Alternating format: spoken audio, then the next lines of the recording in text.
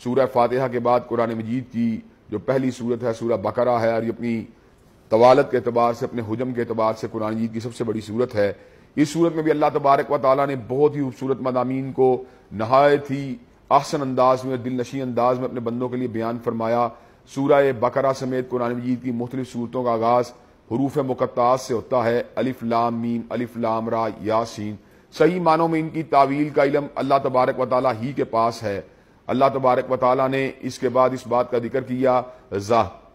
ذالک الکتاب لا ریب فیہ ھدی للمتقین، اس کتاب کے اللہ تبارک و تعالیٰ کی طرف سے ہونے میں کوئی شک نہیں، اور یہ ہدایت ہے اہل تقویٰ کے لیے، جن کے کریکٹرسٹک یہ ہیں، الذین یؤمنون بالغیب ویقیمون الصلاۃ ومما رزقناہم ینفقون، کہ جو غیب کے اوپر ایمان رکھتے ہیں، نمازوں کو ادا کرتے ہیں، زکوٰۃ کو دیتے ہیں، اسی طرح ان کا ایمان اور ایقان یوم جزا پہ ہوتا ہے، یہ لوگ کامیاب اور کامران ہیں۔ اولئک علی ھدی من ربہم واولئک ھم المفلحون، یہ ہدایت پانے والے بھی ہیں اور فلاح پانے والے بھی ہیں۔ جس طرح اللہ تبارک و تعالیٰ نے کامیاب گروہ یعنی اہل ایمان کے گروہ کا ذکر کیا، اس کے بعد اللہ تبارک و تعالیٰ نے دو ناکام اور نامراد گروہوں کا ذکر بھی کیا، جو نعمت ہدایت سے محروم ہونے کی وجہ سے اللہ تبارک و تعالیٰ نے ان کو ناکام اور نامراد کر دیا۔ یہ گروہ دو ہیں، ایک اعلانیہ طور پر اسلام کا انکار کرنے والے، اللہ کی وحی کا انکار کرنے والے، رسول اللہ کا انکار کرنے والے، یہ لوگ کفار ہیں، اور دوسرے وہ لوگ جو اپنی زبان سے تو اعلان کرتے ہیں کہ ہم مومن ہیں، مسلمان ہیں، اہل تقویٰ کے ساتھ ہیں، اہل ایمان کے ساتھ ہیں،